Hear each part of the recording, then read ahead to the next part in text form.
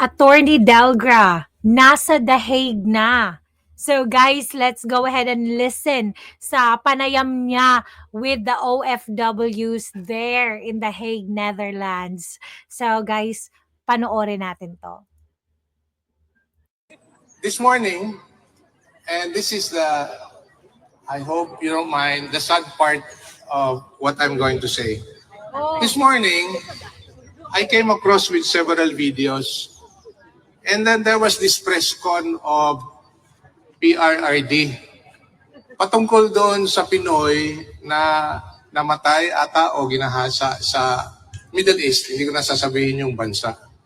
And he was really so sad and angry about what happened.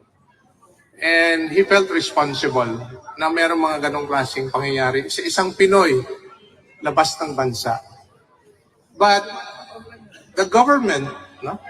The government always sees to it to extend any possible assistance to bring that Pinoy or Pinay back home. Okay? Habang tinitingnan ko, I really felt sad, really sad. Kasi merong isang Pinoy, matanda na, no? At dinampot at nilipat sa ibang bansa. And si PRRD yung tinutukoy niya dito. So guys, kung hindi nyo pa sa mga hindi pa nakakakilala kay Attorney Delgra, siya yung attorney ni PRRD simulat sa pool. And that's the irony of it all. You know, when I was told I'm going to say something before you today, hindi ko naisip yung sinabi ko ngayon kasi nakita ko lang kayo ng umaga. Pero I'd like to say something about the man whom I've known since 1973. Matagal-tagal na rin po. High school pa ako. At 50 years. Kabyat lang, disclaimer, wala akong ikukwento patungkol sa kanyang kaso because we're not supposed to say anything about it. So I'll make kwento about PRRD. Rudy or Digong or Mayor or PRRD. Sa totoo lang, ayaw niyang, he doesn't want to be called president. Kahit na naging presidente siya. At sinasabi niya, binubulungan niya sa kabila, huwag niyo na akong tawaging presidente. But there has to be a title that he has to be called. So sabi niya, mayor na lang. Kaya every time he is introduced, may mga protocol dyan. No? When he is introduced in an event, the highest government official in the room will introduce him. And he is always introduced as, ladies and gentlemen, the President of the Republic of the Philippines, Mayor Rodrigo Roa Duterte. That is what he wants to be called. O sa mga, alam mo yung bashers dyan na sinasabi na alam mo yung peke lang daw. Naku, hindi mapipeke. Yung humility, hindi po napipeke yan. Naku, wag nyo. Kasi alam mo yung tao na hindi humble. Malalaman at malalaman mo yung taong hindi humble eh. Mayor. Ganun po kasimple yung tao. Ganun din po kasimple yung unang-una kong nakita back in 1973. I'd like to share this a little bit on how I came to know him because when he first passed the bar in 1973, si Nanay Suling, yung mother niya, came to the law office of my father. Yung papa ko, abogado din. Ako, abogado din. Abogado ni Mayor ngayon. Pero si Nanay Suling came to see my father and asked if Mayor Rudy or Attorney Rudy then can work in the law firm of my father. So that's how I came to know him the first time. And he credited my father to be his mentor. Marami siyang kinakwento, hindi ko na sasabihin dito. Hangang-hanga siya sa papa ko. And I think that's life. It comes in full circle. That years after, when he became mayor, congressman, mayor again for a long time, and then eventually became president, baliktad yung mundo. Ako naman ang hangang-hanga sa kanyang ginawa. Hindi lang Wow. po sa siyudad ng Davao, kung hindi po sa buong bansa, at lalong-lalo na, more than 90% of our Filipinos working abroad, lalong-lalo na sa mga Pinoy na nagtatrabaho sa labas ng bansa. Correct. Palagi niyang sinasabi in small talks that we have together, ang iniisip niya, kayo, yung mga nagtatrabaho sa labas.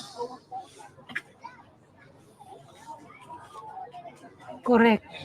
Oh, nakakaiyak. Tapos si Duterte! PRD, no? Duterte! Grabe, no? Alam mo yun, palagi niyang in small talks daw, palagi niyang, alam mo yung palagi niyang iniisip yung mga OFW nagtatrabaho sa ibang bansa.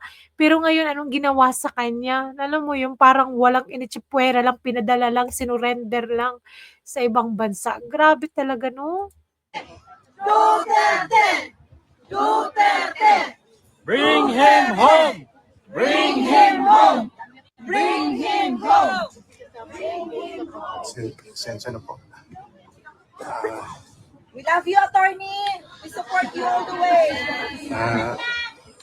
Kasi hanggang ngayon, hindi pa tapos yung, hindi pa ubos. Naubos yung.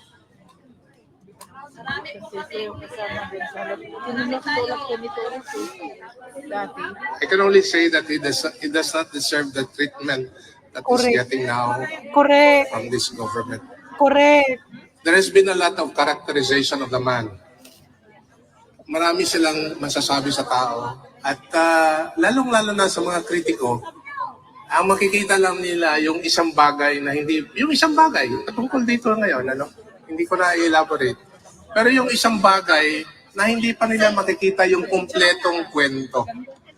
Pero yung karamihan dyan, 90 to 90% of what this man is all about and what he did for the country, yan po ang hindi nakikita ng pagkaliit-liit na segment ng bansa. Kayo po, karamihan dito sa ngayon, at lalong-lalo na sa Pilipinas, mas nakikita nila yung kabuuan ng pagkatao ni Mayor Rudy.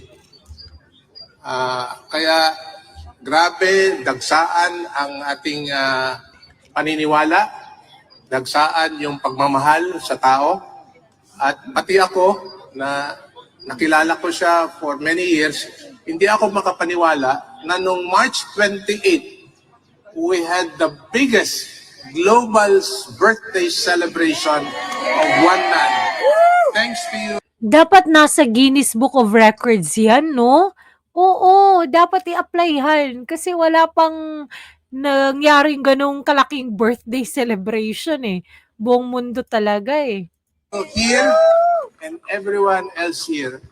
Akala ko nga mga 60 locations all across the world. Nabunyag na rin ng gobyerno, 240 locations across the world pala. Correct. Pero ang problema, ang binigay nila na numero, 60,000 lang. Yun lang ang sinabi. Pero sa Davao pa lang, which is the epicenter of the global birthday celebration of Tatay Digong, mahigit 300,000 Correct. ang dumalo. Correct. At hindi rin sila nagpapahuli, kagaya nung nakita ko sa video nung nakaraan na nag-birthday si Tatay Digong, nagle-leksyon kay rito. And then doon din, nagle-leksyon na libre sa Davao. Pero hindi nga lang talaga kukulangin yung ilang leksyon na nagpalibre dahil sa dami ng tao. So, sa ngayon, nagpapasalamat ako on behalf of the family and on behalf of our family especially sa tuloy at patuloy na inyong suporta at pagmamahal po sa bayan for that matter and for Tatay Digong. Let us to continue to pray for him, for his Yes. continued good health, Yes. his wisdom, his perseverance, na he would be able to overcome what he has been going through right now. Correct. At sinasabi niya palagi ito, If you notice, last year sa harap ng Senado, sa harap ng Kongreso, I was with him, beside him, at sinasabi niyang haharapin ko ito. Pero sa maling akala namin haharapin namin doon, dito pala. But nevertheless, he have always believed that he will face these trials that he has. No? Yun siguro ang gusto kong maiwatig sa inyo for now. At again, thank you very much sa pagdalo nyo rito. Talagang kararating ko lang kahapon, as I've said, and nabubusog na yung puso ko. Nakikita ko kayo rito na talagang todo suporta. Yes. Alam mo kung nandito siya ngayon, magtatanong siya na, ba't nandito kayo? Kasi nagtatrabaho kayo eh. Diba? Ayaw niya na things like this at mababawasan yung sweldo nyo. And it's something like really that makes me say na you really love him because you really have gone beyond your means, beyond your time to be here and to show solidarity with the one man who made a difference in the lives of so many in our country and to Filipinos all across the world. So thank you very much. And God bless us all. Wow, grabe guys. Anong masasabi nyo? Wow, grabe no? Naging emotional talaga siya kasi hindi talaga deserve ni PRRD ang ganitong treatment ng gobyerno na to. Grabe. Grabe guys. Sobrang nasasaktan din tayo no? Kasi grabe yung pagpapahalaga ni PRRD sa atin, sa mga OFW. Tapos yun lang yung ginanti sa kanya, no? Grabe talaga. So guys, thank you for watching talaga and see you in my next video. Bye!